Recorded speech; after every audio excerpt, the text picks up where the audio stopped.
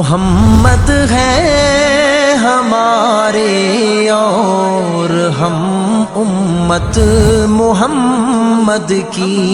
السلام علیکم ورحمۃ اللہ وبرکاتہ۔ وعلیکم السلام ورحمۃ اللہ وبرکاتہ۔ ان الحمد للہ نحمده ونستعینه ونستغفره ونعوذ باللہ من شرور انفسنا ومن سیئات اعمالنا، من يهده الله فلا مضل له ومن يضلل فلا هادي له، واشهد ان لا اله الا الله وحده لا شريك له، واشهد ان محمدا عبده ورسوله، اما بعد فان خير الحديث كتاب الله وخير الهدي هدي محمد صلى الله عليه وسلم، وشر الامور محدثاتها وكل محدثة بدعة وكل بدعة ضلالة وكل ضلالة في النار۔ اللهم صل على محمد وعلى آل محمد كما صليت على إبراهيم وعلى آل إبراهيم إنك حميد مجيد۔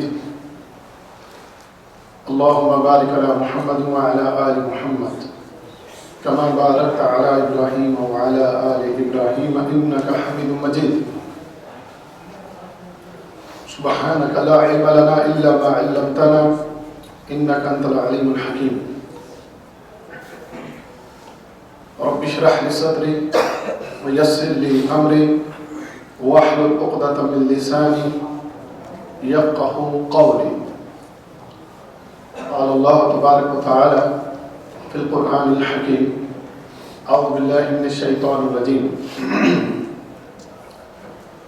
إنا أرسلناك شاهدا ومبشرا ونذيرا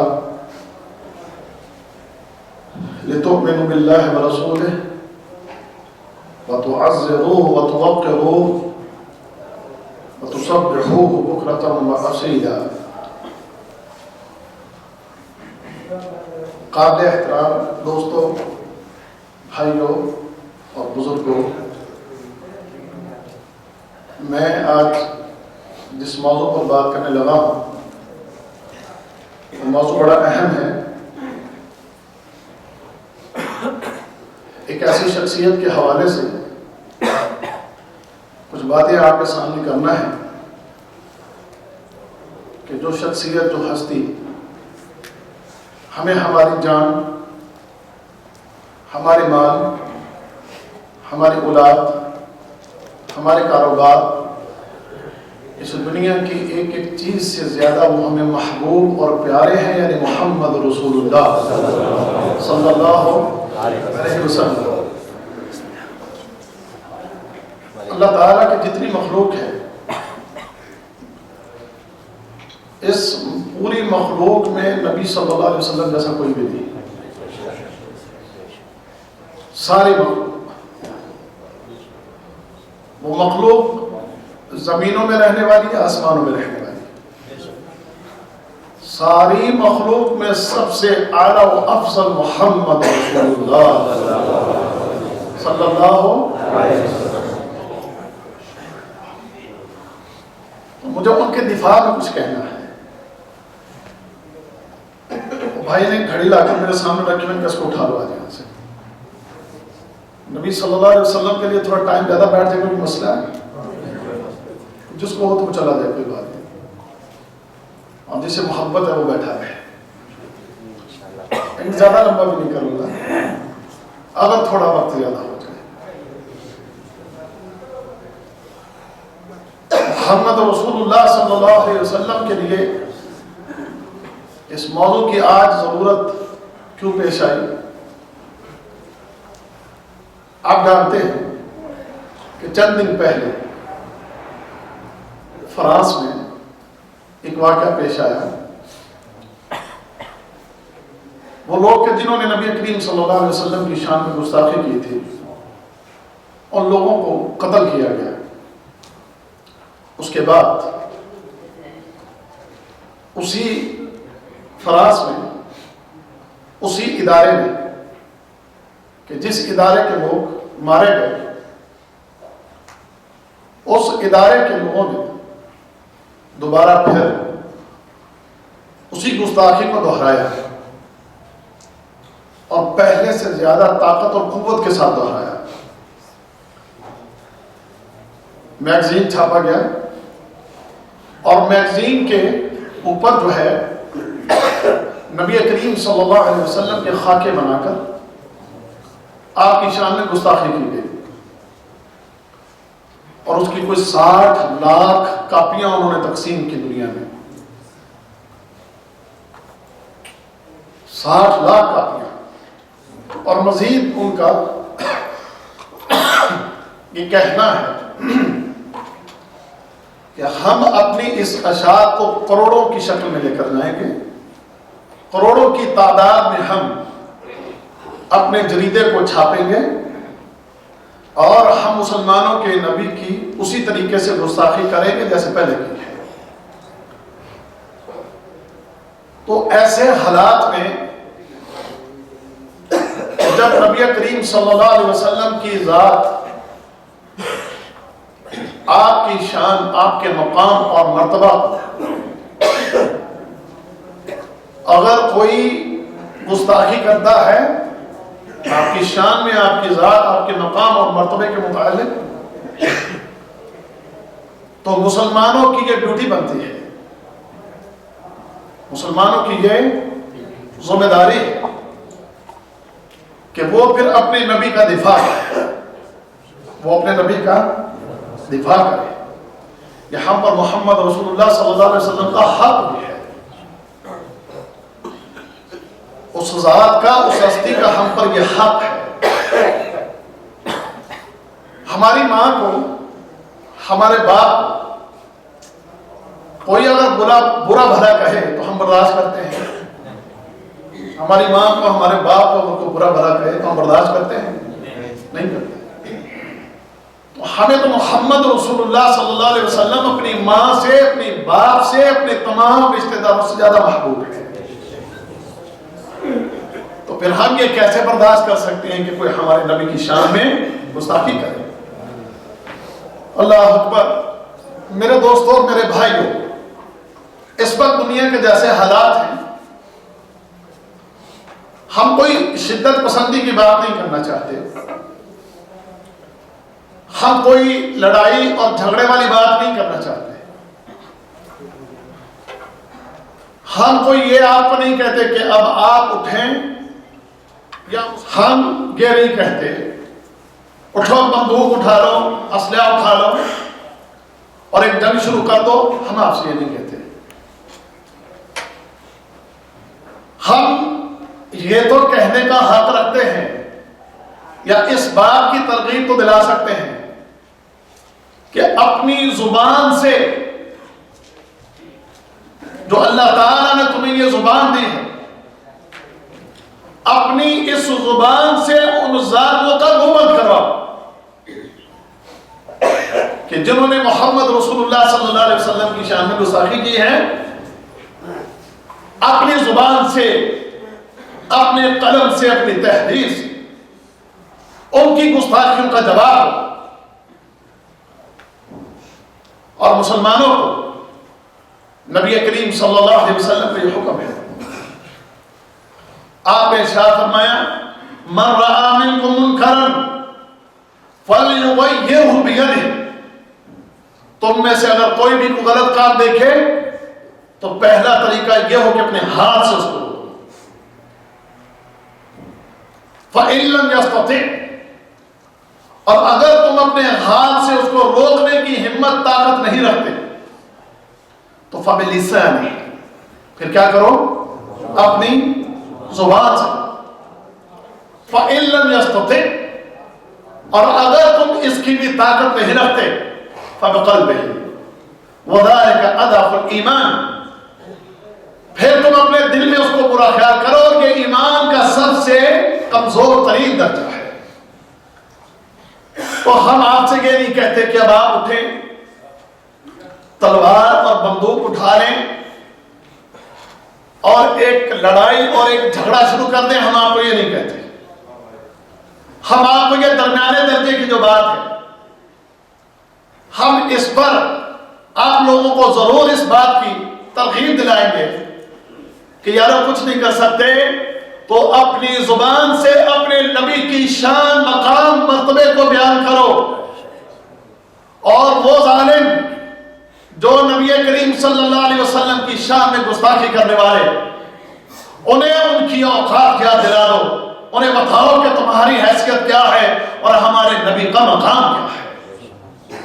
اور یہ تو کر سکتے ہیں، اور یہ تو ہمیں کرنا چاہیے. اللہ اکبر. اور جو ایسا کام کرے میں سمجھتا ہوں کہ وہ اللہ کے ہاں اس کے لیے بڑا اجر ہے. انشاءاللہ اللہ کے ہاں اس کے لیے بڑا اجر ہے. اس کی دلیل نبی کریم صلی اللہ علیہ وسلم نے حضرت حسان بن ثابت رضی اللہ تعالیٰ عنہ انہیں بلوایا. مشرکین نے نبی کریم صلی اللہ علیہ وسلم کی شان میں گستاخی کی. آپ کے مخالف انہوں نے بڑی الٹی سیدھی باتیں کی. تو نبی کریم صلی اللہ علیہ وسلم نے حضرت حسان سے فرمایا تھا کہ حسان اٹھو اور ان مشرکین کی باتوں کا جواب دو. اور ساتھ آپ نے یہ ارشاد فرمایا تھا کہ جب تم ان مشرکین کو ان کی باتوں کا جواب دو گے، ان کی ان گستاخیوں کا جواب دو گے، تو جبرائیل امین جو ہے وہ تمہارے ساتھ کھڑا ہو کر تمہاری مدد کرے گا. اور بلکہ اللہ کے نبی صلی اللہ علیہ وسلم نے دعا کی، اللہم ایدہ بروح القدس، اللہم ایدہ بروح القدس. اے اللہ، اے میرے رب، جبرائیل امین کے ذریعے اپنے اس بندے کی مدد فرما. اور آپ نے پھر فرمایا کہ اے حسان، جب تک تم اللہ کے رسول کی طرف سے بولو گے جبرائیل امین تمہارے ساتھ کھڑا تمہاری مدد کرے گا. تو پھر حضرت حسان رضی اللہ تعالی عنہ انہوں نے نبی کریم صلی اللہ علیہ وسلم کی شان کو بیان کیا، نبی کریم صلی اللہ علیہ وسلم کے مقام اور مرتبے کو بیان کیا، اور ان کافروں کو نبی کریم صلی اللہ علیہ وسلم کی موجودگی میں ان کافروں کے منہ بند کروائے اور انہیں ان باتوں کا جواب دیا. نبی کریم صلی اللہ علیہ وسلم نے ارشاد فرمایا، سبحان اللہ، فرمایا حسان تمہاری یہ باتیں ان کے اوپر یوں ان کو تکلیف، اذیت اور پریشانی پہنچا رہی ہیں، اتنا تیر و تلوار ان کو نقصان نہیں پہنچا رہے جتنا تمہارے اشعار اور تمہاری باتیں جو ہیں ان کو زخمی کر رہی ہیں.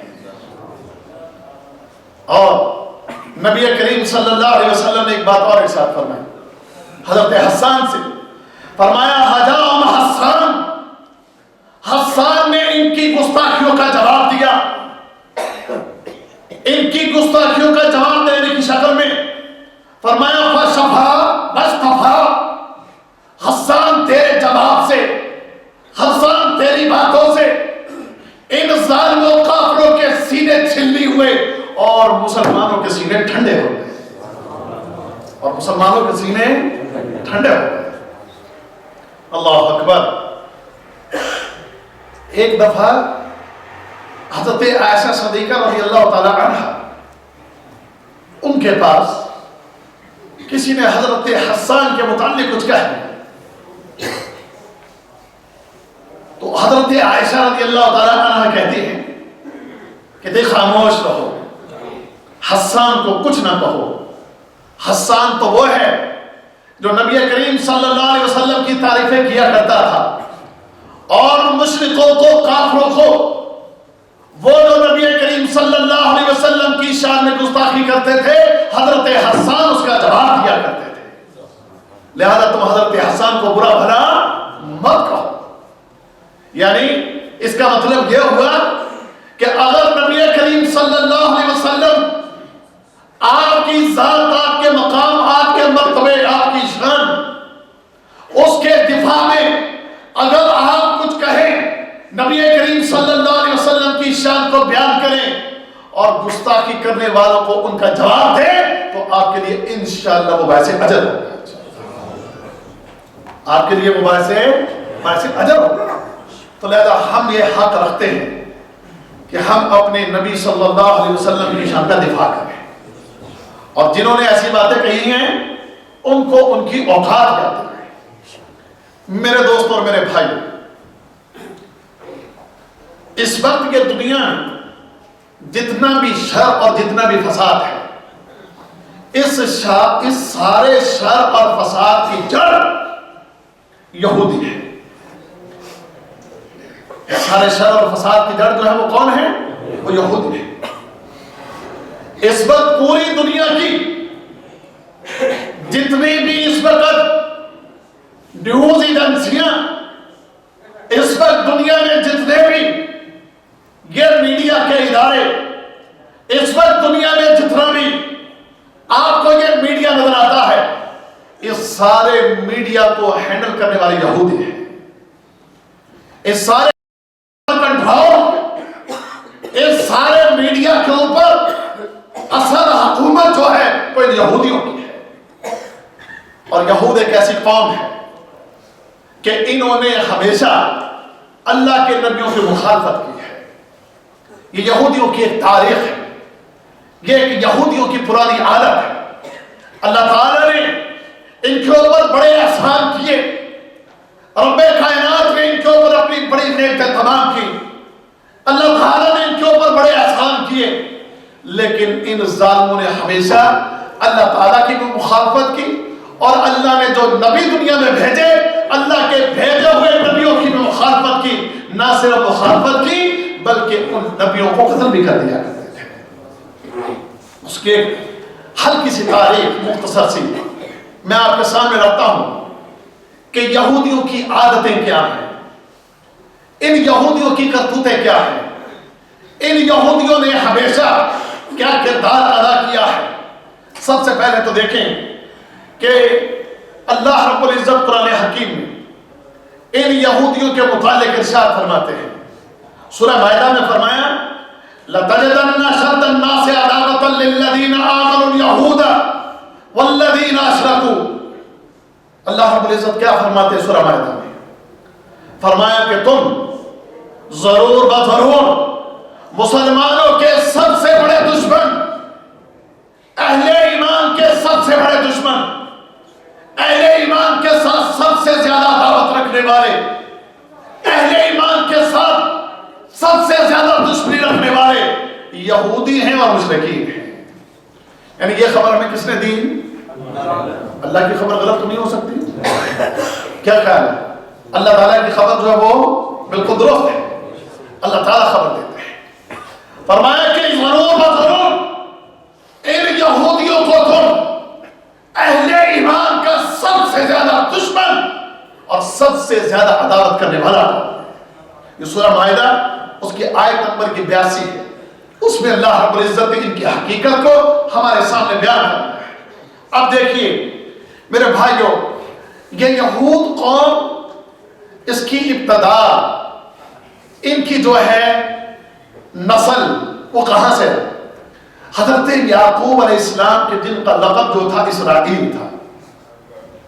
حضرت یعقوب کی اولاد 12 بیٹے، انہی 12 بیٹوں میں سے آگے یہ سلسلہ ان کا چلا، اور قرآن میں آپ جگہ جگہ یہ جملہ پڑھیں گے یا بنی اسرائیل۔ بنی اسرائیل سے مراد کہ حضرت یعقوب علیہ السلام کی اولاد، یعنی یعقوب علیہ السلام کی جو اولاد تھی اس میں سے یہ جو نسل آگے چلی، اللہ تعالیٰ نے قرآن میں جگہ جگہ انہیں یا بنی اسرائیل کے نام سے ان سے خطاب فرمایا ہے۔ یہ بنی اسرائیل یہ حضرت یعقوب علیہ السلام کی اولاد، اور یہی وہ لوگ ہیں کہ جو یہودی ہوئے، یہی وہ لوگ ہیں کہ جن پر اللہ رب العزت نے بڑے احسان فرمائے۔ ان احسانات کا تذکرہ اللہ تعالیٰ نے قرآن حکیم میں مختلف جگہوں پر ان لفظوں سے ارشاد فرمایا۔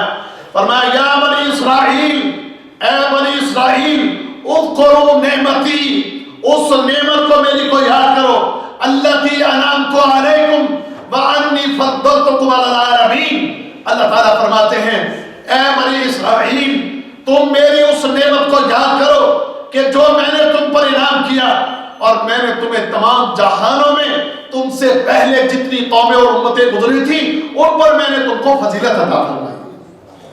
یعنی اللہ تعالیٰ نے اپنے احسان کا تذکرہ فرمایا کہ جو میں نے ان یہود کے اوپر، ان بنی اسرائیل کے اوپر جو میں نے اپنے احسانات فرمائے، جو اپنے انعامات میں نے ان کو دیے، اس کا تذکرہ اللہ تعالیٰ فرماتے ہیں۔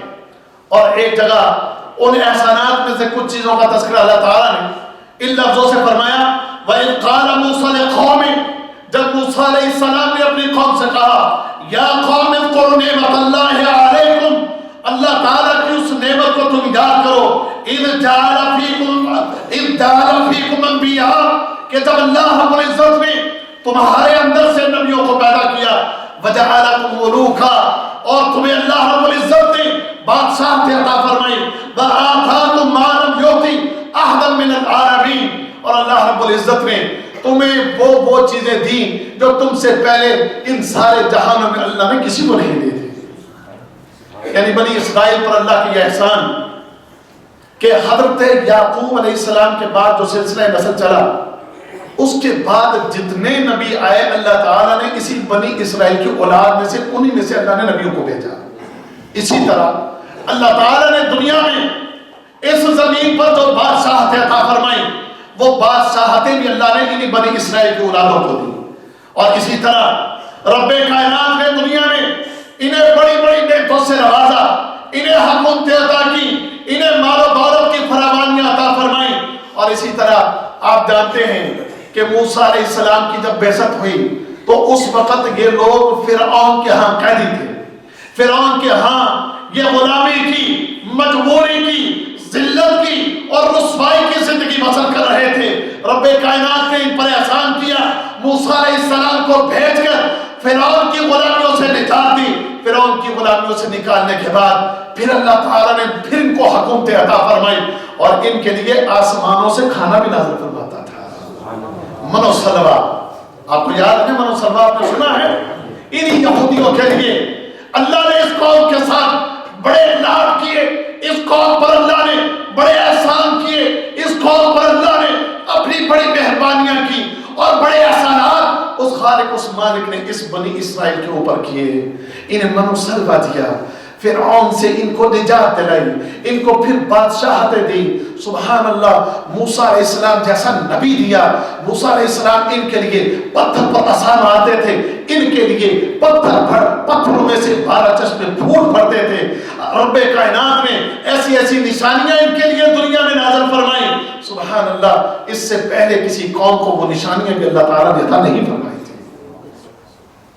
اب دیکھیے اب اس ظالم قوم کی حالت کہ اللہ کے احسانات، اللہ تعالیٰ کی مہربانیاں، اللہ تعالیٰ کی کرم نوازیاں، اللہ تعالیٰ کی یہ احسانات، اب اس کے جواب میں ہونا تو یہ چاہیے کہ اللہ تعالیٰ کی نعمتوں کا شکر ادا کرتے ہوئے اپنی گردنوں کو جھکائیں اور اس خالق کی، اس مالک کی اطاعت کریں، اس کی فرما برداری کریں، اس کی طرف سے جب بھی کوئی نبی آئے، کوئی رسول آئے، کوئی پیغمبر آئے، وہ آ کر جو بھی پیغام دے اس پیغام کو قبول کریں اور آنے والے رسول کی اتباع کریں، ہونا تو یہ چاہیے۔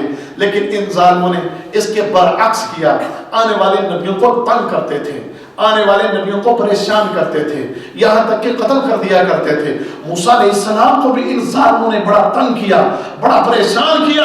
موسیٰ علیہ السلام کی موجودگی میں ہی ابھی موسیٰ علیہ السلام جو ہیں دنیا میں موجود ہیں، نبوت قائم ہے، جسم موجود ہے۔ اس دنیا میں موجودگی کے باوجود ان ظالموں نے ایک بچڑے کی پوجا کرنا شروع کر دی۔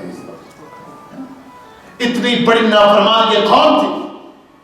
میں نے پہلے عرض کیا کہ حضرت حسان نے رضی اللہ تعالی عنہ گستاخی کرنے والوں کو پہلے ان کی اوقات یاد دلائی، انہیں بتایا کہ تمہاری اوقات کیا ہے، اور نبی صلی اللہ علیہ وسلم کی شان کو بیان کیا۔ ہم بھی میرے بھائیو سب سے پہلے ان ظالموں کو ان کی اوقات بتائیں گے کہ یہ اصل میں کیا ہے، یہ یہودی ہے کون، یہ یہودی کی عادت کیا ہے، یہ یہودی جو ہے یہ کتنے بڑے ظالم، فاسق اور کتنے بڑے کافر، اور مسلمانوں کے یہ کتنے بڑے دشمن، اور یہ نبیوں کے ساتھ کتنی واضح کرنا ہمارے لیے بہت ضروری ہے۔ اللہ اکبر، موسیٰ علیہ السلام کو تنگ کیا، آپ کو پریشان کر دیا۔ ایک دفعہ موسیٰ علیہ السلام ان کو لے کر ساتھ کوہ طور پر چلے گئے۔ اللہ رب العزت نے فرمایا ہم تمہیں جو یہ دے رہے ہیں اس کو لو، ہمارے آرڈر کو لو، جو حکم ہم تمہیں دیں اس حکم کو قبول کرو۔ تو ظالم کہنے لگے ہم اس وقت تک نہیں مانیں گے جب تک اپنی آنکھوں سے اللہ کو دیکھ نہیں لیتے، جب تک اپنی آنکھوں سے اللہ کو دیکھ نہیں لیتے۔ اور موسیٰ علیہ السلام نے وہ کون سی نشانی تھی جو ان کو نہیں دکھائی؟ موسیٰ علیہ السلام کے ذریعے رب کائنات نے وہ معجزات ان کو دکھائے، وہ سب کچھ اس خالق نے، مالک نے ان کو دکھایا۔ اپنی آنکھوں سے فرعون کو ڈوبتے، سمندر میں راہیں بنتے، اور پھر اسی طرح پتھر میں سے 12 چشمے پھوٹتے، یہ ساری نشانیاں موسیٰ علیہ السلام نے ان کو دکھائیں۔ اس کے باوجود ظالم موسیٰ علیہ السلام کی نافرمانی کر رہے ہیں۔ اس کے باوجود یہ ظالم جو ہیں یہ کیا کر رہے ہیں؟ موسیٰ علیہ السلام کی مخالفت، اور کہتے ہیں ہم اس طرح ایمان نہیں لائیں گے، ہم اس طرح تب ایمان لائیں گے اگر ہمیں اللہ تعالیٰ کا نظارہ کرواؤ، اللہ تعالیٰ کو دکھاؤ، تو تب ہم مانیں گے، ورنہ ہم ماننے کو تیار نہیں۔ اللہ اکبر۔ اب آگے چلیے، اللہ رب العزت نے بھی پھر جیسے جیسے یہ ظالم جو ہے نافرمانی کرتے تھے تو اللہ تعالیٰ بھی پھر ان کو اپنی کچھ نشانیاں دکھاتا کہ یہ ظالم مان لے، یہ ظالم تسلیم کر لے، یہ ظالم اپنی گردن کو اللہ کے سامنے جھکا دے اور آنے والے نبی کی تباہ کرے، آنے والے نبی کا احترام کرے، آنے والے نبی کے حکم کو مانے اور اس کے مطابق اپنی زندگی کو بسر کریں۔ لیکن پھر بھی قالوا سمعنا وعصینا، کہتے سن تو لیا ہے لیکن نافرمانی کریں گے۔ کیا کہتے سمعنا ولیکن آگے کیا کہتے عصینا، ہم مانیں گے مانیں گے۔ سبحان اللہ، امت محمدیہ، اس پر اللہ کا کتنا احسان ہے۔ انہوں نے کہا تھا سمعنا واطعنا، اللہ ہم نے سن لیا اور ہم اطاعت کریں گے۔ یہ ہمارے پر اللہ کا کتنا بڑا احسان ہے۔ اللہ تعالیٰ شکر ہے کہ تم نے ہمیں یہ توفیق عطا فرمایا، الحمدللہ علی ذلک۔ لیکن یہ کیا کہتے ہیں سمعنا وعصینا، ہم نے سن لیا لیکن بات مانیں گے نہیں، ہم نافرمانی کریں گے۔ پھر خالق کائنات نے ایک دفعہ کیا کیا ان کے ساتھ؟ اللہ تعالیٰ نے آئے وہاں پر کوہ طور پر، خالق کائنات نے کوہ طور کو اٹھا کر ان کے سروں کے اوپر لے آیا۔ اللہ تعالیٰ کوہ طور جس کا تذکرہ اللہ نے قرآن حکیم میں فرمایا وَإِذْ أَخَذْنَا مِيثَاقَكُمْ وَرَفَعْنَا فَوْقَكُمُ الطُّورَ، فرمایا کہ ہم نے تم سے مضبوط یہ عہد لیا اس وقت کہ جب ہم نے تمہارے اوپر کوہ طور کو لا کر کھڑا کر دیا۔ کوہ طور پہاڑ کو لا کر اللہ رب العزت ان کے سب مانو نہیں تو ابھی یہ کوہ طور تمہارے سروں کے اوپر آئے گا۔ اسی وقت سجدے میں پڑ گئے، اور علامہ ابن کثیر نے وہ بات لکھی، کہتا سجدے میں پڑھ کے بھی ایک آنکھ اٹھا کر دیکھتے تھے کہ گر تو نہیں رہا۔ کوہ طور یعنی اتنے ظالم تھے، اتنے ظالم کہ سجدے میں پڑے، یعنی دل کا جو کوڑ تھا، دل کا جو مرض تھا وہ گیا نہیں۔ آنکھیں اٹھا کر ایک دیکھتے ہیں کہ سر کے اوپر یہ ہٹ گیا ہے، ہٹے تو ہم پھر اسی طریقے سے اس عہد سے جو عہد ہم سے لیا جا رہا ہے اس عہد سے پھر جائیں۔ یہ ایسی ظالم اور ایسی فاسق قوم ہے، ایسے بڑے ظالم اور کافر ہیں کہ ان ظالموں نے اس طریقے سے نبیوں کی مخالفت کی اور نبیوں کی شان میں گستاخیاں کی، نبیوں کے ساتھ لڑائیاں کی، نبیوں کے ساتھ جھگڑے کیے، یہاں تک کہ نبیوں کو قتل بھی کر دیا۔ حضرت عیسیٰ علیہ السلام جلیل القدر نبی ہیں، ان کی نبوت، ان کا دنیا میں آنا وہ سب آپ جانتے ہیں، اس کی تفصیل میں جانے کا وقت نہیں۔ عیسیٰ علیہ السلام وہ اللہ کا جلیل القدر نبی، اولو العزم انبیاء میں سے، جب وہ دنیا میں تشریف لائے آپ نے ماں کی گود میں کلام کیا، وہ اللہ کی طرف سے کی نشانی بھی واضح، اس کا علم، اس کو دیکھا جانتے تھے۔ عیسیٰ علیہ السلام کی نشانیاں، عیسیٰ علیہ السلام کے معجزے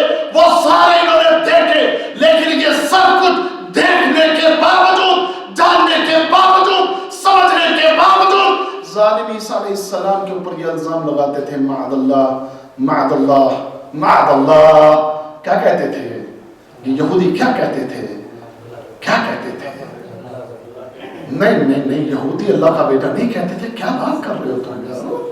کیا بات کر رہے ہو تم؟ یہ ظالم کہا کرتے تھے معاذ اللہ میری تو زبان اجازت نہیں دیتی کہ وہ لفظ میں کہوں جو یہ یہودی عیسیٰ علیہ السلام کو کہا کرتے تھے. کہتے تھے کہ اس کی ماں نے معاذ اللہ کسی سے زنا کیا، اس کے نتیجے میں عیسیٰ پیدا ہوا. یہ ہے یہودی، یہ ہے پیغمبروں کی شان میں گستاخیاں کرنے والے ظالم. اور کہا کرتے تھے یہ سب جادوگری ہے عیسیٰ کی معاذ اللہ. یہ جو بھی معجزے ہیں یہ اللہ کی طرف سے معجزے نہیں ہیں بلکہ یہ جادوگر ہے، اس کا تو کوئی باپ ہی نہیں ہے. ایسی بری بری باتیں کرنا. اور اپنی طرف سے ان یہودیوں نے حضرت عیسیٰ علیہ السلام کو صلیب پر چڑھا دیا تھا. اپنی طرف سے انہوں نے. وہ الگ بات ہے کہ اللہ تعالیٰ نے عیسیٰ علیہ السلام کو زندہ آسمانوں پر اٹھا دیا ہے، لیکن انہوں نے اپنی طرف سے عیسیٰ علیہ السلام کو صلیب پر چڑھا دیا، سولی چڑھا دیا. یہ ہے یہودی کہ جن کا رویہ ہمیشہ نبیوں کے ساتھ اسی طرح رہا، نبیوں کے ساتھ اسی طریقے سے پیش آتے رہے. اور ایک حدیث میں ایک روایت میں پڑھ رہا تھا ان ظالموں نے حضرت یحییٰ علیہ السلام کو پکڑ کر بھی ذبح کر دیا تھا.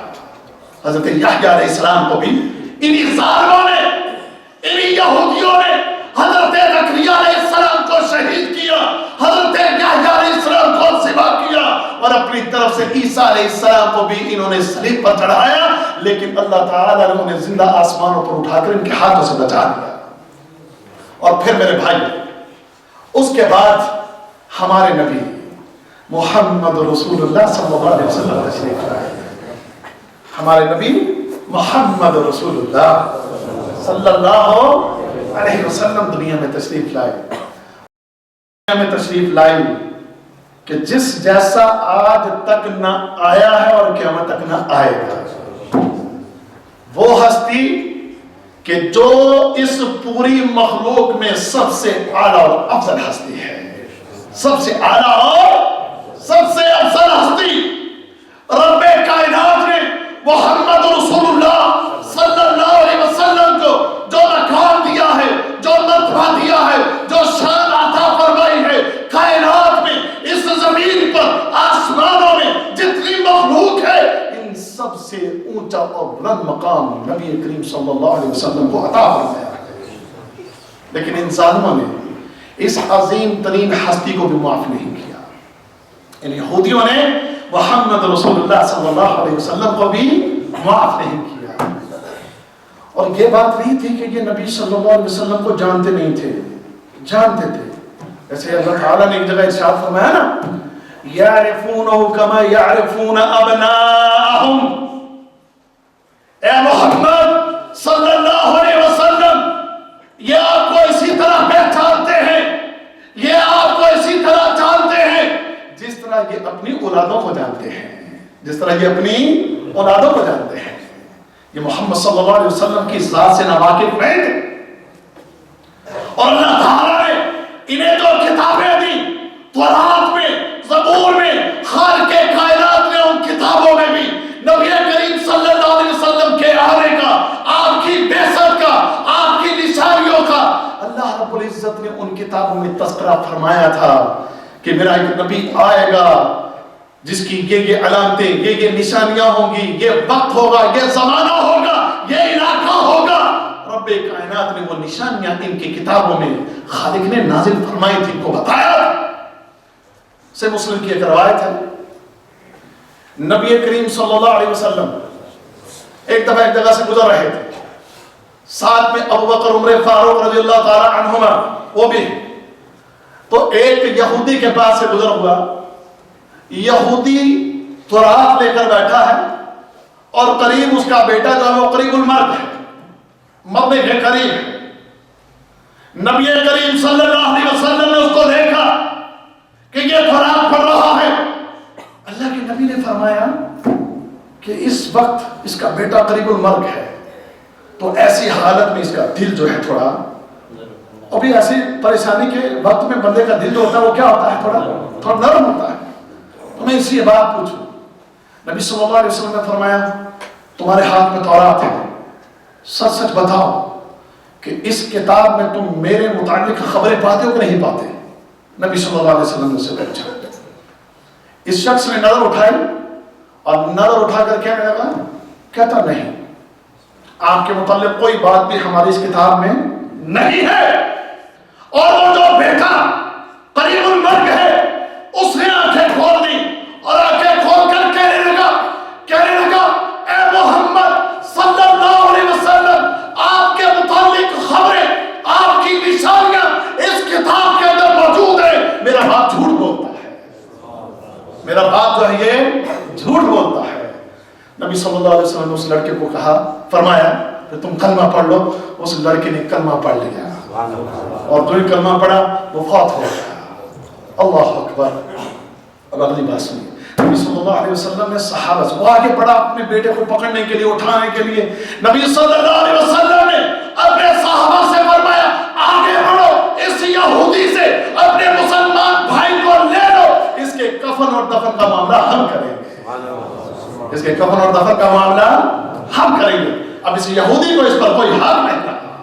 تو بات کرنے کا مقصد کہ یہودی جانتے تھے کہ محمد صلی اللہ علیہ وسلم کیا ہیں؟ اللہ کے سچے نبی ہیں، آپ پیغمبر ہیں، رسول ہیں. کئی دفعہ آپ کے پاس آئے اور آپ کے پاس آ کر جو ہے نا نشانیاں پوچھا کرتے تھے، کچھ سوالات پوچھا کرتے تھے. وہ آپ نے سنا وہ سورہ کہف میں بھی وہ واقعہ ہے. اس واقعے میں انہوں نے جو 3 سوال پوچھے تھے، روح کے متعلق سوال کیا، ذوالقرنین کے متعلق، اصحاب الکہف کے متعلق سوال کیے. نبی صلی اللہ علیہ وسلم نے ان سوالوں کے جواب دے دیے. جواب ملنے کے باوجود، آپ کی نبوت کو پہچاننے کے باوجود یہ لوگ اسلام قبول نہیں کرتے. نبی صلی اللہ علیہ وسلم کو نبی صلی اللہ علیہ وسلم کو اللہ کا رسول تسلیم نہیں ہے. حضرت صفیہ رضی اللہ تعالی عنہ وہ اپنے باپ حی من اخطب اور اپنے چچا ابو یاسر، ان دونوں کے متعلق کہتی ہیں میں چھوٹی سی ہوتی تھی. حضرت صفیہ رضی اللہ تعالی عنہ کو جانتے ہیں آپ؟ کون تھی؟ نبی صلی اللہ علیہ وسلم کی یہ زوجہ تھی. اللہ اکبر. فرماتی ہیں کہ میں چھوٹی سی تھی، میرا باپ یہودی خاندان میں نا، یہ یہودی خاندان ہے، تو کہتی ہیں کہ میرا باپ حی بن اخطب اور ابو یاسر، یہ چچا ہے ابو یاسر، ان دونوں کو پتا چلا کہ محمد صلی اللہ علیہ وسلم مدینے میں آئے ہیں. ان دونوں نے آپس میں پروگرام بنایا کہ ہم چلتے ہیں اور دیکھ کر آتے ہیں، مل کر آتے ہیں. یہ دونوں گئے، جا کر مل کر آئے. شام کو گھر حضرت صفیہ رضی اللہ تعالی عنہ کہتی ہیں کہ میں ان دونوں کی باتوں کو سن رہی تھی. میرے چچا ابو یاسر نے میرے باپ سے پوچھا بتاؤ تم کیا کہتے ہو اس کے متعلق، محمد کے متعلق.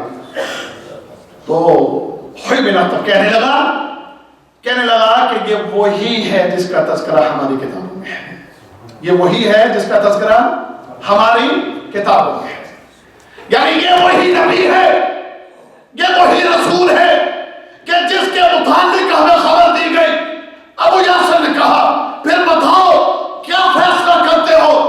صفیہ رضی اللہ تعالیٰ عنہ کہتی ہیں میرے باپ نے دانتوں کو پیس کر کہا، کہتا ہے کہ مخالفت ہی مخالفت، میں مخالفت کروں گا، میں اس کو رسول تسلیم نہیں کروں گا.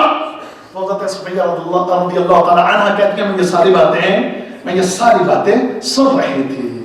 یعنی کہنے کا مقصد کہ ان یہودیوں کو اس معاملے میں یا اس چیز کے متعلق معمولی سا بھی شک نہیں تھا کہ محمد صلی اللہ علیہ وسلم اللہ کے رسول نہیں ہیں. وہ جانتے تھے کہ محمد صلی اللہ علیہ وسلم اللہ کے سچے نبی، سچے رسول ہیں. لیکن اس کے باوجود ان ظالموں نے مدینے کے اندر نبی صلی اللہ علیہ وسلم کو طرح طرح کی تکلیفیں دی، طرح طرح سے پریشانیاں دی. جائے جا کر پڑے، تفصیل کا وقت نہیں. بنو قینقاع، یہ بنو نذیر، بنو قریظہ، یہ تینوں قبیلے وہاں مدینے میں، ان تینوں نے جب بھی موقع ملا آپ کے خلاف کہ آپ کو قتل کرنے کی منصوبہ بندی بھی کی. الگ الگ کے واقعات بیان کرنے کا وقت نہیں کہ میں اس تفصیل میں جاؤں. آپ نے سن رکھا ہوگا ان تینوں قبیلوں کے مطابق ان ظالموں نے مشرکین مکہ کو اسلحہ دیا, مال دیا, تلواریں دی, نیزے دیے کہ کسی طریقے سے مدینے پر حملہ کرو, محمد کو, محمد کے ساتھیوں کو, ان کو نیست و نابود کر دو. یہ پوری ایڑی چوٹی کا زور لگانے والے کے یہودی محمد کریم صلی اللہ علیہ وسلم کی مخالفت میں آپ کو شہید کرنے کے لیے انہوں نے اپنی ہر ممکن کوشش کی. اور وہ خیبر کے موقع پر بھی وہ زہریلی بکری, وہ بکری کا گوشت جس میں زہر ملا کر دے دیا تھا, ذلتیں اٹھائی, رسوائیاں اٹھائی, مار کھائی, لیکن اس کے باوجود ان ظالموں کو عقل نہیں. اتنی ڈھیٹ قوم ہے, اتنی ڈھیٹ قوم ہے اور اتنے گئے گزرے ہیں کہ ساری نشانیاں دیکھ لی, اپنا انجام دیکھ لیا, اپنی تباہی دیکھ لی, اپنی بربادی دیکھ لی. ان ساری تباہیوں اور بربادیوں کو دیکھنے کے باوجود اس قوم کو عقل نہیں آئی. آخر میں پھر نبی صلی اللہ علیہ وسلم کو بکری کا گوشت دیا کھانے کے لیے, اس میں زہر ملا دیا. اور اس موقع پر بھی بڑی ان کو شرمندگی کا سامنا کرنا پڑا. نبی صلی اللہ علیہ وسلم کے سامنے جب وہ بکری لا کر رکھی گئی, آپ نے فرمایا یہودیوں کو بلاؤ, ان کو اکٹھا کرو, جو باقی لے کر آؤ میرے سامنے اکٹھا کیا. نبی صلی اللہ علیہ وسلم نے فرمایا میں تم سے جو بات پوچھوں سیدھی سیدھی بتانا مجھے. کہنے لگے پوچھیں. ہم جو بات آپ پوچھیں گے ہم بتائیں گے. فرمایا بتاؤ تمہارا باپ کون ہے؟ جھوٹ میں اپنا باپ کو اور بتایا. نبی صلی اللہ علیہ وسلم فرماتے ہیں جھوٹ بولتے ہو, تمہارا باپ فلاں نہیں فلاں ہے. تو میں نے کہا ہاں ٹھیک ہے اے محمد صلی اللہ علیہ وسلم, آپ سچ کہہ رہے ہیں, آپ کی بات درست ہے, ہم نے جھوٹ کہا تھا, آپ نے ہمارے جھوٹ کو پکڑ لیا. فرمایا اب دوسرا سوال کروں گا, اب جھوٹ نہیں بولنا. کہنے لگے کیسے جھوٹ بولیں گے, پہلے جھوٹ بولا پکڑا گیا, تو اب بھی اگر بولیں گے تو پکڑے جائیں گے, اب بھی بولیں گے تو ہم پکڑے جائیں گے. اللہ اکبر. نبی صلی اللہ علیہ وسلم نے فرمایا جہنمی کون ہے, جہنمی کون ہے؟ تو ڈھٹائی کے ساتھ کہنے لگے کچھ دنوں کے لیے ہم جائیں گے, پھر ہمیں نکال کر جنت میں بھیج دیا جائے گا, ہمارے بعد جہنم میں آپ لوگ جائیں گے. نبی صلی اللہ علیہ وسلم نے فرمایا تمہارا بیڑا غرق ہو جہنم میں, تم جانے والے ہو, جہنم میں تم ہمیشہ رہنے والے ہو. تم مجھے کہتے ہو, ہم مسلمانوں کے متعلق یہ بات کہتے ہو, جہنمی تم ہو, اصحاب النار تم ہو, جہنم میں جانے والے تم ہو. پھر تیسرا سوال پوچھا, پوچھا بتاؤ اس بکری میں تم لوگ نے زہر ملایا ہے؟ کہنے لگے ہاں ملایا ہے. جھوٹ نہیں بول سکتے, ہر بات آپ پکڑ رہے ہیں, ہم نے ملایا ہے. کیوں ملایا ہے؟ کہنے لگے اس لیے ملایا ہے زہر, ہم نے یہ سوچا کہ اگر آپ سچے نبی ہیں تو اللہ آپ کو بچا لے گا, اور اگر آپ جھوٹے نبی ہیں تو اس کو آپ کھا لیں گے اور ہماری آپ سے جان چھوٹ جائے گی, ہماری آپ سے جان چھوٹ جائے گی. اب آنکھوں سے یہ نظارہ دیکھ لیا کہ اللہ نے محمد کو بچا دیا صلی اللہ علیہ وسلم. اپنی آنکھوں سے نشانیاں دیکھنے والے, اپنی ہر تدبیر کو الٹا دیکھنے والے, اپنی انجام کو دیکھنے والے, اپنی تباہی بربادی کو دیکھنے والے. لیکن یارو تمہیں جو بتانا مقصود ہے, تمہیں جو بتانا مطلوب ہے وہ یہ کہ یہ قوم ایسی گندی قوم ہے, یہ قوم ایسی ڈھیٹ قوم ہے, یہ قوم ایسی ظالم قوم ہے کہ جو حق کو دیکھ کر بھی حق کی مخالفت بھی کرتی ہے اور حق کے اوپر کیچڑ بھی اچھالتی ہے اور اس کا مقابلہ بھی کرتی ہے. اللہ اکبر. اور آج جو چیز میں نے شروع میں عرض کی, میں نے کہا میں تمہیں بتاؤں گا ان ظالموں کی حقیقت, ان ظالموں کی حقیقت کو پڑھنے کے بعد اور جاننے کے بعد میرے دوستوں اور بھائیوں سمجھیے بات کہ اس وقت بھی جو محمد رسول اللہ صلی اللہ علیہ وسلم کی شان میں جو گستاخیاں ہو رہی ہیں, آپ کی شان میں گستاخی کرنے کے پیچھے اصل ہاتھ نہیں یہودیوں کا.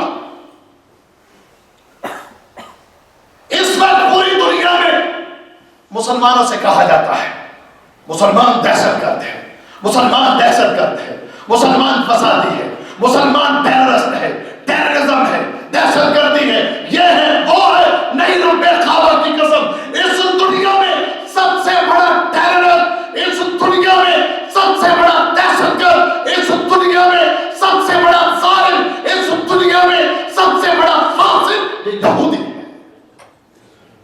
مسلمان نہیں۔ اور مسلمان کیا کہا ہے؟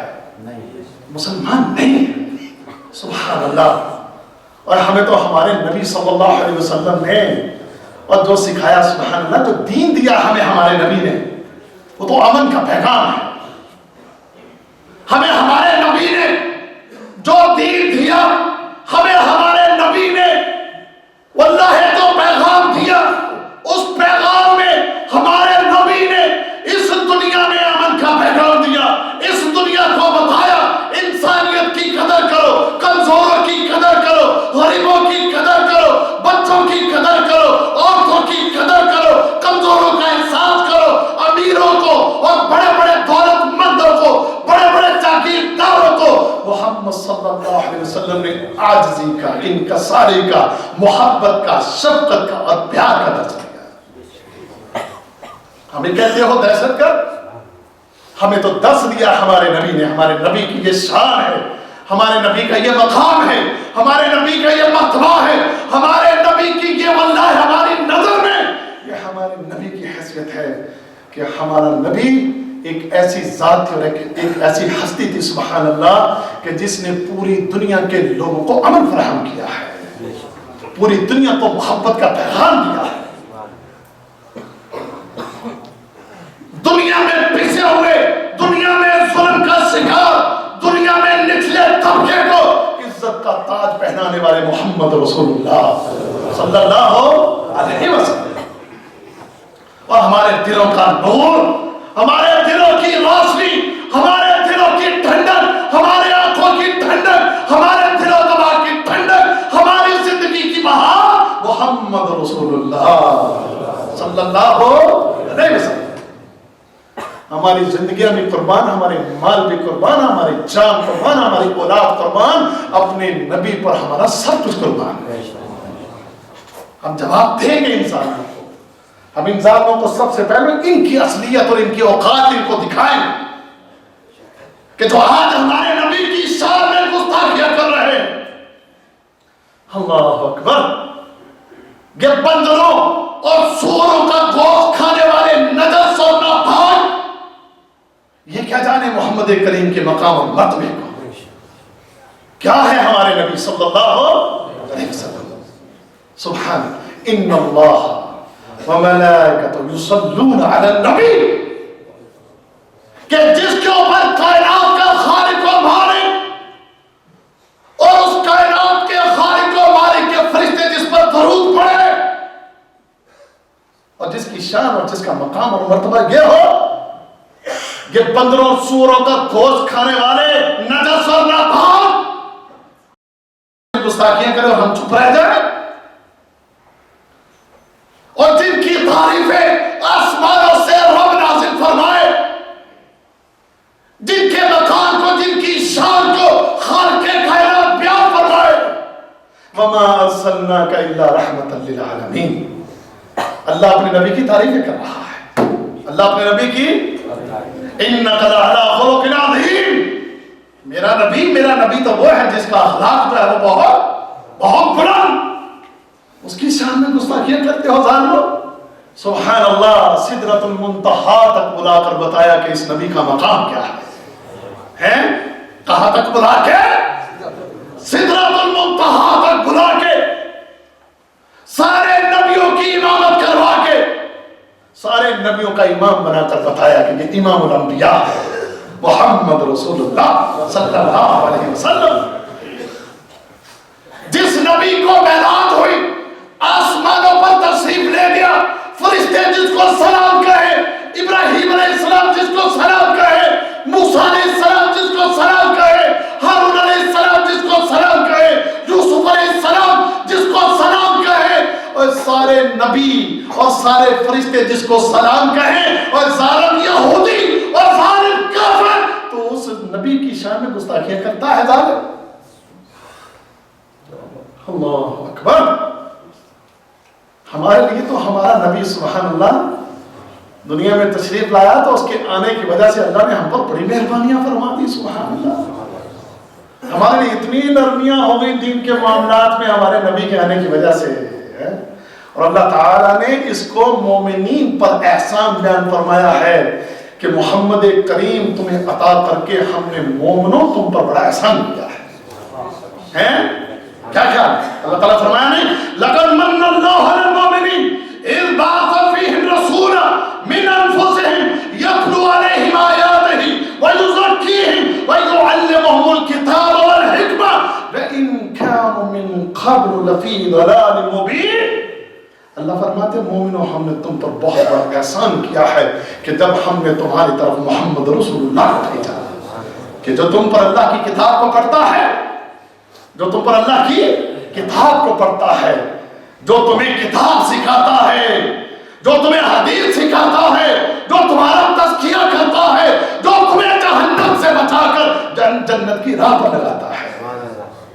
اور واقعی ایسا ہوا میرے دوستو, اگر محمد کریم صلی اللہ علیہ وسلم کی وہ محنتیں اور کوششیں نہ ہوتی, آپ کا وہ خلوص نہ ہوتا, آپ کی وہ محنتیں نہ ہوتی, تو آج اللہ معاف کرے ہم بھی کہیں پڑے رام رام کر رہے ہوتے ہیں. ہم بھی جو کسی مندر میں پڑے ہوتے اور ہم یہ کر رہے ہوتے ہنومان کی جے ہو, ہم بھی یہ کر رہے ہوتے رام رام ہنومان, یہ باتیں ہم بھی کر رہے تھے. یہ شکر ہے اس خالق و مالک کا کہ اس نے ایسا عظیم نبی ہمیں عطا فرمایا کہ جس کی تعلیمات کو سنا تو ہم نے کہا نشہد ان لا الہ الا اللہ ونشہد ان محمدا عبدہ ورسولہ. اللہ اکبر. یہ اللہ کا ہم پر کتنا بڑا احسان ہے. ہم قریب تھا کہ ہم جہنم میں گر پڑتے, قریب تھا کہ ہم جہنم کا ایندھن بن جاتے. اس خالق نے, اس مالک نے اپنے نبی کے ذریعے ہمیں جہنم کی آگ سے بچا لیا. اور پھر سبحان اللہ اس نبی کو بھیج کر اللہ تعالیٰ نے دین کے کتنے ہی معاملات میں ہمارے لیے نرمیاں پیدا فرما دی. نمازیں دیکھ لو, اللہ تعالیٰ نے اسی نبی کے بار بار پھیرے, یا اللہ میری امت کے لیے کم کر دے 50 سے 50, اگر 50 پڑھنا پڑتی تو. لیکن اس نبی نے رب کائنات کی بارگاہ میں بار بار جا کر اللہ سے دعائیں کر کے, اللہ سے فریادیں کر کے, اللہ میری امت کمزور ہے, اس پر احسان فرما, اس کے لیے نمازوں کو کم کر دے. اس خالق کے بھی قربان جائے, محمد مانگتا گیا, رب دیتا گیا صلی اللہ علیہ وسلم. اس نبی کے ہم پر اتنے احسان ہیں. اس نبی نے ہمارے لیے اللہ کی قسم جو ہمارے لیے اس نبی نے کیا, اس نبی کے لیے پھر ہماری جانیں مال اولاد ہر چیز حاضر ہے انشاءاللہ. اللہ اکبر. سبحان اللہ سبحان اللہ سبحان اللہ. اللہ اکبر اللہ اکبر اللہ اکبر. اللہ تیرے قربان جائیں, تو نے وہ نبی دیا, اس نبی کے ساتھ رمضان دیا, رمضان کا صرف دن کا روزہ دیا, پھر اسی رمضان میں لیلۃ القدر دے دی اور فرمایا میرے نبی کے ماننے والوں, محمد کے ماننے والوں, ایک رات کی عبادت کر لینا, تمہیں 1000 مہینے کی عبادت کرنے کا اجر دے دوں گا. اس نبی کی وجہ سے ہم پر اللہ نے کتنے احسان کیے ہیں. اس نبی کی وجہ سے خالق نے ہمارے لیے جنت کی راہ آسان کی. اس خالق نے اپنے نبی کے ذریعے نیکیاں کمانا آسان کر دیا. اس خالق نے اپنے نبی کے ذریعے ہمارے بخشش کے اتنے سارے سامان پیدا کر دیے. ایک دن نبی صلی اللہ علیہ وسلم بیٹھے, قرآن پڑھ رہے ہیں, قرآن کی تلاوت ہو رہی ہے آپ کے پاس. وہ مختلف نبیوں کا تذکرہ ہے کہ قیامت کے دن ہر نبی یہ کہے گا کہ یا اللہ یہ تیرے بندے ہیں, معاف کر دے, تو پھر بھی اگر عذاب دے تو تیرے بندے ہیں, تو غفور رحیم ہے, جیسا فیصلہ کرنا چاہے. نبی صلی اللہ علیہ وسلم رونا شروع ہو گئے. نبی صلی اللہ علیہ وسلم رونا شروع ہو گئے. اللہ اکبر. رب کائنات جبرائیل امین کو بھیجا کہ جاؤ, جبکہ اللہ خود جانتا ہے, پوچھو محمد سے کہ محمد تم کیوں رو رہے ہو صلی اللہ علیہ وسلم. جبرائیل امین آئے، کہنے لگے مجھے اللہ نے بھیجا ہے. اللہ فرماتا کہ آپ کیوں رو رہے ہیں؟ تو محمد صلی اللہ علیہ وسلم نے کیا فرمایا تھا؟ کیا فرمایا تھا؟ اللہم امتی، میری امت، میری امت. آپ رو رہے تھے. جبرائیل امین واپس گئے، اللہ تعالیٰ کو بتایا کہ محمد صلی اللہ علیہ وسلم اپنی امت کے لیے غمزدہ ہیں، اپنی امت کے لیے رو رہے ہیں. نبی صلی اللہ علیہ وسلم کی طرف اللہ رب العزت نے جبرائیل امین کو پھر بھیجا اور فرمایا جاؤ محمد سے کہہ دو صلی اللہ علیہ وسلم کہ محمد صلی اللہ علیہ وسلم قیامت کے دن ہم آپ کو آپ کی امت کے بارے میں خوش کر دیں گے. پھر قیامت کا دن، اس قیامت کے دن میں رب کائنات کی بارگاہ میں بار بار یہ سوال اللہم امتی، اللہم امتی، اللہم امتی. اور جس دن اللہ کی قسم تیری ماں، تیرا باپ، تیرا بھائی، تیرا دوست سب تجھے چھوڑ جائیں گے، سب تجھے چھوڑ جائیں گے. اس دن اگر تیری بخشش کے لیے اللہ کی بارگاہ میں بار بار کوئی سوال کر رہا ہوگا، تیرے سامنے کھڑا ہوگا تو وہ محمد رسول اللہ صلی اللہ علیہ وسلم، صلی اللہ علیہ وسلم. وہ پھر ایسے نبی کے لیے ہم اپنی جانیں قربان نہ کر دیں؟ ایسے نبی کی شان میں اگر کوئی ظالم گستاخی کرے، ایسے نبی کی شان میں کوئی ظالم اپنی زبان چلائے، تو پھر ہم لوگوں کو بتائیں گے، انہیں ان کی اوقات یاد دلائیں گے اور اپنے نبی کی شان کو بیان کریں گے انشاءاللہ. انشاءاللہ بھائی نہ کہ کہہ رہے انشاءاللہ. پیار ہے نا محمد صلی اللہ علیہ وسلم؟ سب کو پیار ہے. ایک آواز جانی چاہیے، پتہ چلنا چاہیے کہ محمد کے ماننے والے، محمد سے پیار کرنے والے، محمد کے لیے جان دینے والے، محمد کے لیے مال جان عورت قربان کر دینے والے آج بھی موجود ہیں. محمد صلی اللہ علیہ وسلم. اللہ اکبر. دیکھیے صحابہ کرام نبی صلی اللہ علیہ وسلم سے کتنی محبت کرتے تھے. وہ عروہ آیا نا، جب وہ حدیبیہ کے مقام پر، صلح حدیبیہ جانتے نا، اس موقع پر عروہ بن مسعود نبی صلی اللہ علیہ وسلم کے پاس آیا. وہ آ کر بات چیت کرنے لگا اور پاس بیٹھ گیا. اب نبی صلی اللہ علیہ وسلم کے پاس حفاظت کے لیے کچھ صحابہ کھڑے تھے. ان میں ایک صحابی مغیرہ بن شعبہ رضی اللہ تعالیٰ، اور یہ صحابی مغیرہ بن شعبہ رضی اللہ تعالیٰ عنہ عروہ بن مسعود کے بھتیجے تھے. یعنی عروہ بن مسعود جو ہے یہ چچا ہے اور مغیرہ بن شعبہ یہ کیا ہے؟ یہ بھتیجے. اب یہ عروہ کیا کرتا ہے؟ نبی صلی اللہ علیہ وسلم کے پاس بیٹھا ہے اور بار بار داڑھی کو ہاتھ لگاتا ہے. بار بار کیا کرتا ہے؟ داڑھی کو ہاتھ لگاتا ہے. مغیرہ بن شعبہ رضی اللہ تعالیٰ عنہ آگے بڑھے اور ہاتھ کے اوپر تلوار کا دستہ مارا اور دستہ مار کے ڈانٹ کر کہتے ہیں اپنے چچا کو کہا سن، اگر تمہارا تیرا ہاتھ نبی صلی اللہ علیہ وسلم کی داڑھی کی طرف پڑا تو یہ ہاتھ واپس سلامت نہیں جائے گا. یہ ہاتھ پھر واپس سلامت نہیں جائے گا. پیچھے چلو، دوبارہ نبی صلی اللہ علیہ وسلم کو ہاتھ پر لگانا. یہ نہیں دیکھا کہ میرا چچا ہے، یہ نہیں دیکھا میرا چچا ہے. اس نے دیکھا کہ نبی صلی اللہ علیہ وسلم کی طرف بار بار ہاتھ بڑھا رہا ہے. کہا اگر یہ ہاتھ دوبارہ ادھر آیا تو یہ ہاتھ دوبارہ واپس نہیں جائے گا، کاٹ کے رکھ دوں گا اس کو. اللہ اکبر. یہی عروہ جب واپس گیا نا مکہ، تو مکہ والوں کو جا کر جو باتیں کہی اس نے ذرا سنیے، غور سے سننے والے.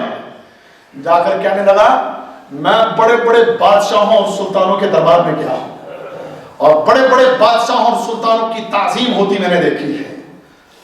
بادشاہوں اور سلطانوں کی جتنی اس کے دربار والے قدر اور عزت اور احترام کرتے ہیں میں نے دیکھا ہے، لیکن میں نے محمد صلی اللہ علیہ وسلم کے ساتھیوں کو جیسا احترام کرتا دیکھا ہے، ایسا احترام کرتے ہوئے میں نے کسی کو نہیں دیکھا. اور کچھ باتیں اس نے کہی. کیا کہتا ہے؟ کہتا ہے کہ محمد کے ساتھی ایسے ہیں کہ نظر بھر کر بھی محمد کو نہیں دیکھتے صلی اللہ علیہ وسلم. یعنی ان کے اوپر محمد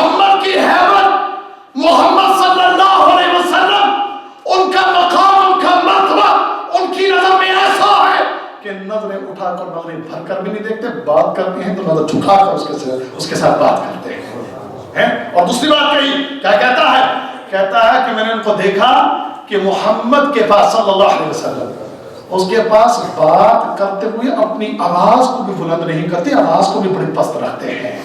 پھر کہنے لگا کہ محمد صلی اللہ علیہ وسلم انہیں کسی کام کو کرنے کا اشارہ بھی کر دے، محمد کو کہنا نہیں پڑتا، محمد کے اشارے سے ہی کام ہو جاتا ہے صلی اللہ علیہ وسلم.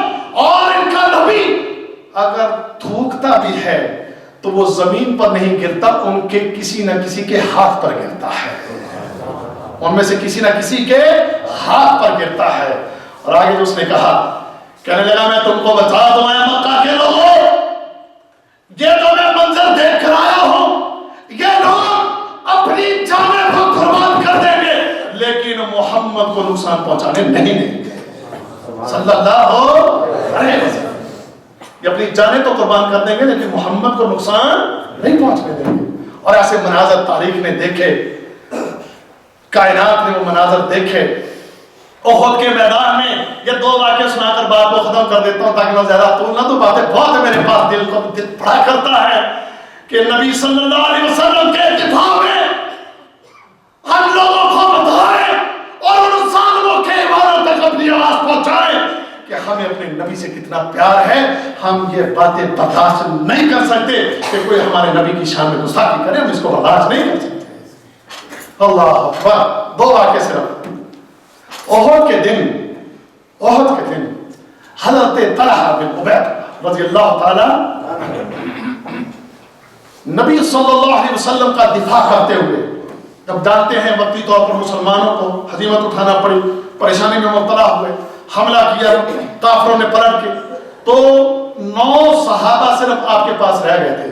ان میں 7 انصاری اور دو مہاجر صاحب. ان میں ایک صحابی حضرت ابو طلحہ، حضرت طلحہ بن عبید رضی اللہ تعالیٰ عنہ.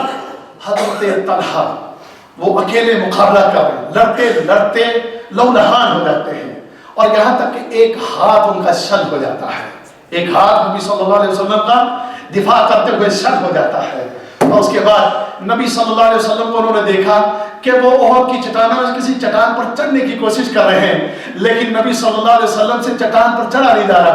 حضرت طلحہ زخمی حالت میں آتے ہیں، ہاتھ شل ہو چکا، لہولہان ہے، دوڑتے ہوئے اور آ کر نیچے بیٹھ گئے. کہتے ہیں اللہ کے رسول صلی اللہ علیہ وسلم میرے اوپر اپنے قدم مبارک رکھ کر اوپر چڑھ جائیے، میرے اوپر اپنے قدم مبارک رکھ کر اوپر چڑھ جائیے. اور نبی صلی اللہ علیہ وسلم حضرت طلحہ کے اوپر پاؤں رکھ کر اوپر چڑھتے ہیں اور فرماتے ہیں طلحہ کے لیے جنت واجب ہو گئی، طلحہ کے لیے جنت واجب ہو گئی. اور اسی طرح حضرت ابو طلحہ رضی اللہ تعالیٰ، کافروں کا حملہ ہو رہا ہے، نبی صلی اللہ علیہ وسلم کو نقصان پہنچانے کی بھرپور کوشش. ابو طلحہ سامنے کھڑے ہو گئے، نبی صلی اللہ علیہ وسلم نے اپنے تیر بکھیرے. ابو طلحہ تیر لے رہے ہیں اور ان پر چلا رہے ہیں، اور نبی صلی اللہ علیہ وسلم پیچھے سے آپ سر مبارک اٹھاتے ہیں تاکہ دیکھوں کہ ابو طلحہ کا تیر نشانے پر لگا ہے کہ نہیں لگا. تو ابو طلحہ کہتے ہیں اللہ کے نبی صلی اللہ علیہ وسلم آپ اپنے سر مبارک کو مت اٹھائیں، مجھے ڈر ہے کہ کوئی آنے والا تیر آپ کو نہ لگ جائے. اس آنے والے تیر کے لیے میرا جسم حاضر ہے، میں نہیں چاہتا کہ میری موجودگی میں کوئی تیر آپ کو لگ جائے، میں نہیں چاہتا کہ کوئی تیر میری موجودگی میں آپ کو لگ جائے. ایک اور صحابی ابو دجانہ دوڑے آئے، سبحان اللہ، چہرہ نبی صلی اللہ علیہ وسلم کی طرف کر لیا اور اپنی کمر آنے والے تیروں کی طرف کر لی، اور اپنی کمر کی طرف کر لی، آنے والے تیروں کی طرف کر لی، اور اس طرح اپنی جان، اپنا لہو، اللہ کی قسم نبی کریم صلی اللہ علیہ وسلم کے دفاع کے لیے یوں کو قربان کرتے ہوئے، اپنا لہو نکلواتے ہوئے یوں نبی کریم صلی اللہ علیہ وسلم کا دفاع کیا. صحابہ کرام نے یوں دفاع کیا. اللہ اکبر، اللہ اکبر. ایک اور آخری واقعہ، سبحان اللہ. میرے دوستو، نبی صلی اللہ علیہ وسلم کے 10 صحابہ، وہ غزوہ رجیع، وہ آپ نے سنا ہوگا، وہ واقعہ جو ہے اس واقعے میں نبی صلی اللہ علیہ وسلم کے صحابہ کو شہید کر دیا، 2 صحابہ کو گرفتار کر لیا، ایک حضرت خبیب اور دوسرے حضرت زید۔ ان 2 صحابہ کو گرفتار کیا، لے جا کر مکہ کے کافروں کے حوالے کر دیا۔ اب سنیے گا مسلمانوں، سنیے گا، حضرت خبیب کو اور حضرت زید کو، ان دونوں کو گرفتار کرنے کے بعد ان کو قتل کرنے کا منصوبہ بنایا گیا۔ حضرت خبیب کو باندھ دیا گیا اور باندھ کے آپ کو اذیتیں دینا شروع کر دی، آپ کے جسم کو کاٹنا شروع کر دیا۔ حضرت خبیب جسم نورہان ہو رہا ہے، حضرت خبیب جسم اذیتیں برداشت کر رہا ہے اور زبان سے سی تک نہیں کرتے، تو کہنے والے نے کسی نے کہا، اے خبیب اگر ایک بات تم کہہ دو تو ہم تم کو چھوڑ دیں گے۔ وہ بات کیا؟ کہ تم یہ کہہ دو کہ کاش آج یہاں میری جگہ محمد صلی اللہ علیہ وسلم، بس اتنی سی بات اپنی زبان پر کہہ دو۔ اللہ پر قربان جائے، جسم کو کٹوانے والا، جسم پر تیروں کی بارش کو برداشت کرنے والا، جسم پر چلتے ہوئے خنجروں کو برداشت کرنے والا، اس بات کو برداشت نہ کر سکا، ہر بار کو سہنے والا، ہر تکلیف کو سہنے والا، اپنی موت کو برداشت کرنے والا، رب کعبہ کی قسم جب اس نے یہ بات سنی کہ یہ گستاخی کر رہا، کہہ رہا کہ یہاں میری جگہ محمد صلی اللہ علیہ وسلم ہو اور یہاں پر محمد صلی اللہ علیہ وسلم ہو، اسی وقت زبان کھول دی اور کہتے ہیں ظالمو، تم کہتے ہو کہ میں یہ کہہ دوں کہ میری جگہ پر محمد رسول اللہ، اللہ اکبر۔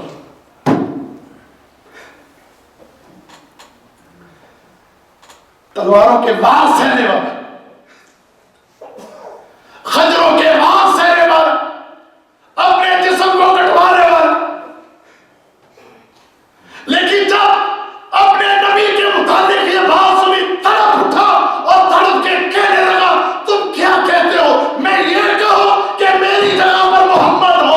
کہتے ہیں میں تو یہ بھی برداشت نہیں کر سکتا اور میں تو یہ بھی نہیں چاہتا کہ اس وقت محمد کریم جہاں پر بیٹھے ہیں وہاں ان کو کانٹا بھی چبھ جائے، وہاں ان کو کانٹا بھی چبھ جائے۔ یوں اللہ ہے ان کی محبت اور ان کا پیار، یوں محمد کریم کا دفاع کرنے والے، یوں محمد صلی اللہ علیہ وسلم پر جانے نچھاور کرنے والے، یوں محمد کریم صلی اللہ علیہ وسلم کے جانثار۔ اللہ اکبر، یا اللہ ہمیں بھی ایسا بنا دے، یا اللہ ہمیں بھی نبی صلی اللہ علیہ وسلم کا دفاع کرنے والا بنا دے۔ یا اللہ آج ہمارے پاس وار تو نہیں، اللہ ہمیں اپنی زبانوں سے اپنے نبی کی شان کو بیان کرنے کی اور ان ظالموں اور فاسقوں کی جو ہمارے نبی کی شان میں گستاخیاں کرتے ہیں، ہمیں یہ توفیق عطا فرما کہ ان کی حقیقتوں کو لوگوں کے سامنے کھول کر بیان کریں، اور ہمیں اس سے تو کوئی نہیں روک سکتا۔ تم ہمیں کہہ کر روکو گے، تم ٹیررسٹ ہو، تم دہشت گرد ہو، تم لڑتے ہو، تم وار کرتے ہو، تم یہ کرتے ہو، تم وہ کرتے ہو۔ میں کہتا ہوں اور تم ہماری زبان کو تو بھی نہیں روک سکتے نا، ہم اپنی زبان سے تو اپنے نبی کا دفاع کرنے کا حق رکھتے ہیں۔ واللہ یہودیوں کو جواب دینا اور ان کی حقیقتوں کو سامنے رکھنا، اور کہا کیا جاتا ہے اظہار رائے کی آزادی ہونی چاہیے۔ ظالموں، اظہار رائے کی آزادی، ابھی میں پرسوں خبر پڑھ رہا تھا، سی این این کے یہودیوں کا ہی ادارہ ہے، سی این این کے ایک صحافی نے یہودیوں کے متعلق کچھ کہہ دیا، یہودیوں کے متعلق کچھ کہنے کی وجہ سے اس صحافی کو سی این این نے اپنے ادارے سے نکالا۔ 2008 میں اسی ادارے میں، اسی یہ جو ادارہ جس نے یہ خاکے شائع کیے نا نبی صلی اللہ علیہ وسلم کے متعلق، اسی ادارے میں ایک شخص ہے لکھنے والا جس کا نام سائن کے نام سے وہ لکھا کرتا تھا، اس نے یہودیوں کے متعلق کچھ لکھ دیا 2008 میں۔ اس کو صرف یہودیوں کے خلاف لکھنے کی وجہ سے 2008 میں اپنے ادارے سے نکال دیا. اب یہی ادارہ کہتا ہے جی اپنی رائے کو اظہار کرنے کے لیے، اپنی رائے کے اظہار کے لیے سب کو آزادی حاصل ہے، ہم کسی کو نہیں روکیں گے، ہم بولیں گے، ہم لکھیں گے، ہم یہ گستاخیاں کریں گے. تو پھر ظالم اگر تم کرو گے تو پھر ہم بھی جواب دیں گے، ہم بھی جواب دیں گے، اپنے نبی کا دفاع کریں گے اور ان ظالموں کی جو اصلیت ہے اس کا پول دنیا کے سامنے کھول کر رکھیں گے. اللہ تعالیٰ ہم سب کو سمجھنے اور عمل کرنے کی توفیق عطا فرمائے. میں یہ چیزیں اور بہت سی تھی لیکن وقت کنٹرول سے باہر رہا، کافی وقت ہو گیا، اس لیے میں چھوڑ دوں. اللہ تعالیٰ سے دعا ہے کہ جو باتیں کہی ہیں اللہ تعالیٰ ہم سب کو سمجھنے کی اور عمل کرنے کی توفیق عطا فرمائے. اللہ تعالیٰ ہم سب کو نبی صلی اللہ علیہ وسلم سے محبت کرنے کا جو حق ہے وہ اللہ تعالیٰ اس حق کو ادا کرنے کی توفیق عطا فرمائے. اور نبی صلی اللہ علیہ وسلم کے دفاع کے لیے جو ہم کر سکتے ہیں اس کے لیے میرے بھائی اپنی تحریر، اپنی زبان، اس کے ذریعے جو بھی ہو سکتا ہے وہ ہمیں کرنا چاہیے. اللہ تعالیٰ ہم سب کو توفیق عطا فرمائے. جزاکم اللہ خیر. السلام علیکم ورحمۃ اللہ.